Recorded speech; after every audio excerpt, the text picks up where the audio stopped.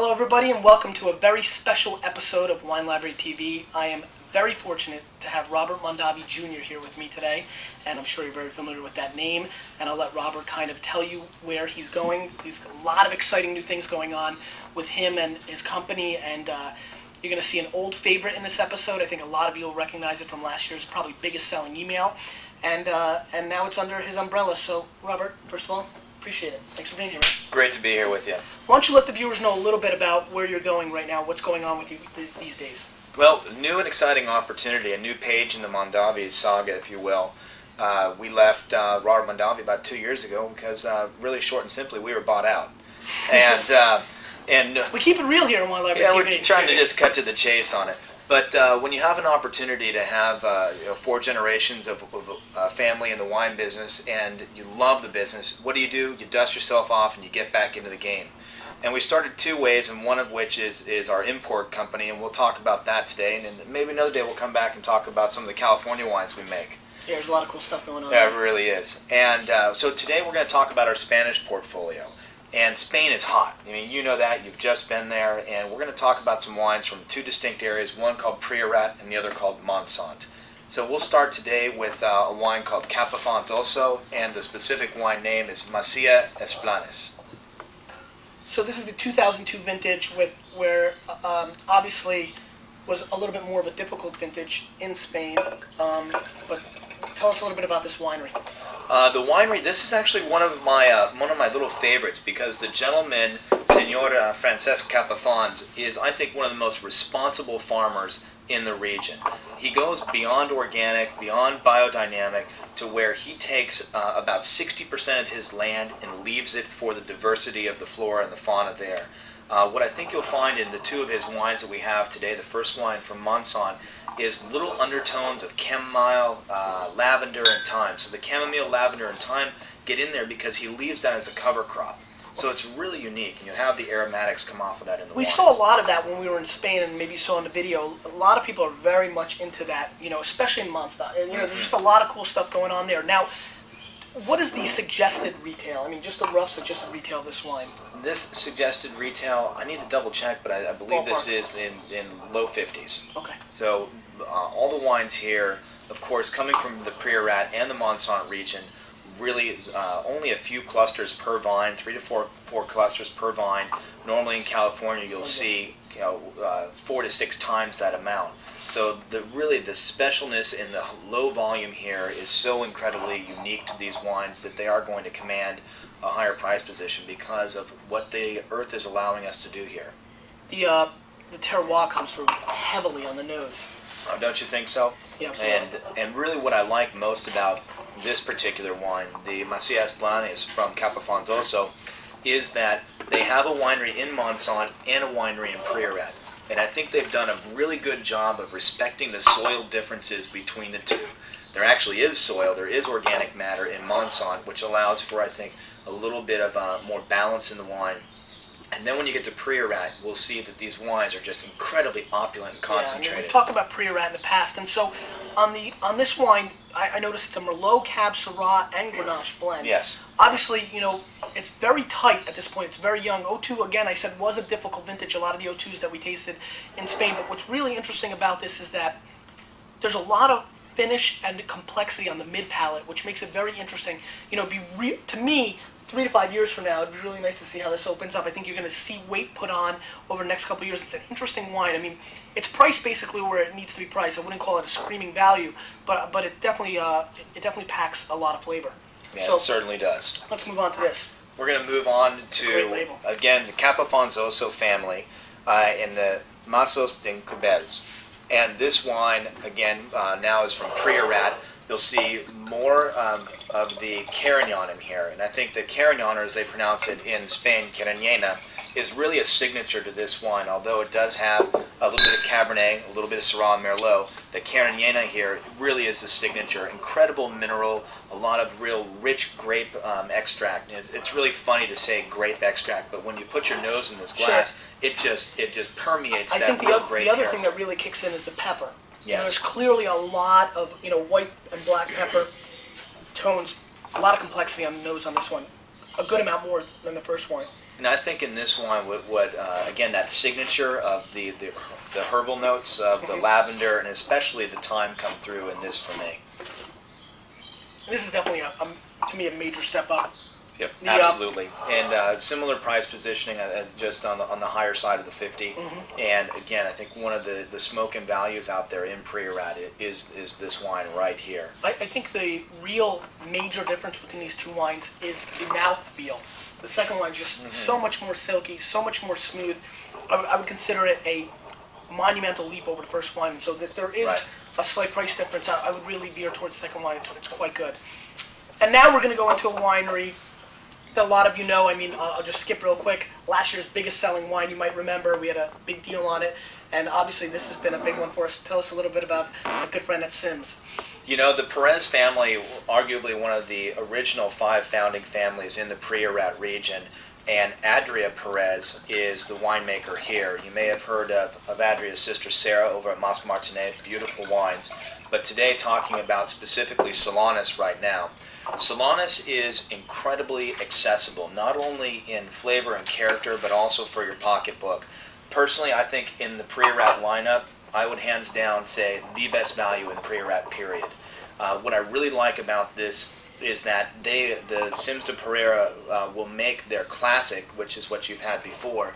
They only make it certain vintages. And what's really nice about that is they only make it when it's extraordinary. So that means that all the other wonderful years that they have in Priorat go into focusing on Solanus. So again, another reason why I think it's the most valuable wine. That's really the crux. I mean, a few episodes ago, we did the off-vintage wine episode, which I got probably the most emails I've ever gotten. Got 100 basically as soon as it launched, where people are understanding and knowing that, you know, you can't live and die by a score, and there's so many opportunities. And then when you know the big boy goes into the little guy in a vintage like this, you're getting a real opportunity to taste, you know, complex, explosive wines. And this is under 30 or in the 30s. I mean, it's 25 to 28. Yeah, I mean, this tends, you know, this has been a big winner for us in the past. Mainly Carignan as well in this one, right? Yeah, predominantly Carignan in this. Again, a little bit of Cab, Syrah. And I tell you what, these guys, I think, do the best job with Carignan out there. It's been such a pleasure to taste in the cellars and to taste just pure Carignan.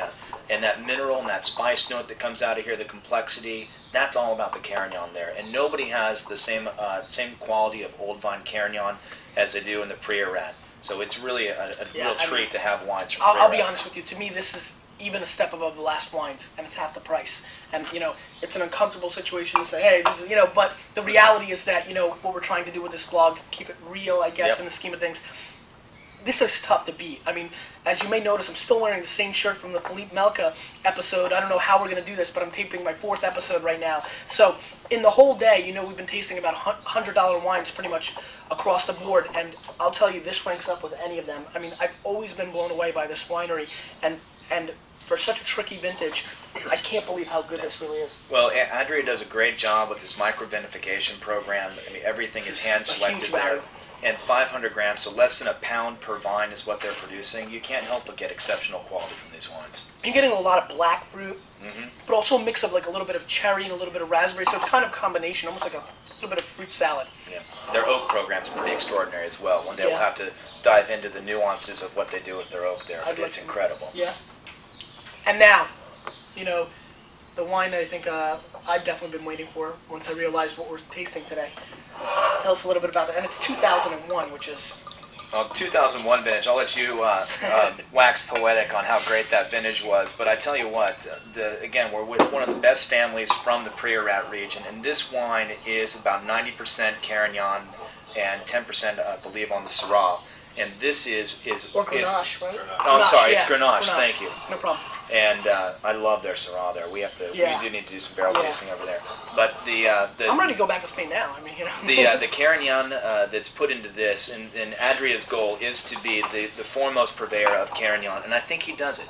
And the way he does it is balance. And if you notice, Sims de Pereira is a really important wine, and I think it's important because it represents how Pereira is a little bit cooler than the rest of Priorat and really shows the balance in the wines here. So not only do you get that intensity that you were talking about, but you also get that balance where it's not just stewed fruit. It's just not over the top. It's just balanced, and it has all the tannins you could hope for. It has all the grape and all the wonderful black fruit characteristics, but also the tannins, and then that mineral from the Carignan, and that subtleness and the perfume in the nose from the Grenache. I mean, to me, this is perfect wine from the standpoint of not only is it completely silky and smooth, it's got tremendous back structure, great mid palate, tons of fruit. This is a wine you can drink today, and a wine that will last for, I would say, 15 to 20 years easy. And best of all, what is it, like 75 or so? 75 to 85. Which, means we'll probably sell for $15. And so that means, Oh, great. I'm getting it for the peanut gallery over here. But the reality is that, this is a wine that's $50 or $60 or $70, and you're just getting tremendous quality. Anything under $100, again, we talked a lot about it earlier today with California wines. This overall impact of these 2005 Bordeaux's, and just a few minutes ago, I got an email on Chateau de Chem breaking, and we're talking about $600 a bottle for de Chem, and about $550 for Chateau Ausson. If you take back the history book and you rewind to what 2000 Bordeaux's did to the rest of the marketplace, there's just absolutely no doubt in my mind that this campaign of 2005 Bordeaux's will impact pricing throughout the world. And so when you get a wine of this caliber, which to me, as you know, we've done a lot of episodes already, if I compared it against '05 barrel samples, and obviously it's come along a little bit, it's bottled, but if I compare it, it's probably a 94, 95 point scored wine. And so if you put that into respect of what we're seeing on 95 point scored wines in 2005, you're talking about a $180, $200 bottle of wine. There's going to be a pocket of world-class wine, I think, now for the next 24 months where you're going to need to stock up, very similar to what happened 5 years ago, because I really do believe that these Bordeaux's are going to correct the pricing. And again, don't forget, we're talking about land, and we talk about land in almost every... They can't make more wine. They can pick higher yields and make more wine, but they're not going to because it can dilute the quality. There's only so much wine, and with the influx from China and Russia and other parts of the world, it's competition, baby. And so the reality is pricing is going to go up on world-class wine, and that's why we're so hot on Spain. I think that's why you're so hot on Spain. Absolutely. There's whispers of them catching a new winery. We talked about it a little bit before. They're going to be a major player in what's going on in Spain, and I honestly believe, and you know this, that Spain right now, this is world-class wine. And so Spain is a place to play for a little while before they, kind of wake up and change their pricing structure. What's been really nice about my family being able to go into Spain is that leaving our old company, we really had the opportunity to do a lot of things. And when we made the decision to go back into the wine business, we chose the creme de la creme. And to start in Priorat, a region where you cannot bring one single grape from any other part of Spain into Priorat. Not one grape can leave Priorat unless it's in a bottle and labeled Priorat. It gives you that knowledge that you have a quality glass of wine. And I tell you what, for what we have here, it's incredible. And back to that Ikem, $500 a bottle. Hey, if you can have that served in the navel of your lover, why not? That's it. Listen, amazing pleasure to have you here. We'll see you next time on Wine Library TV. Cheers.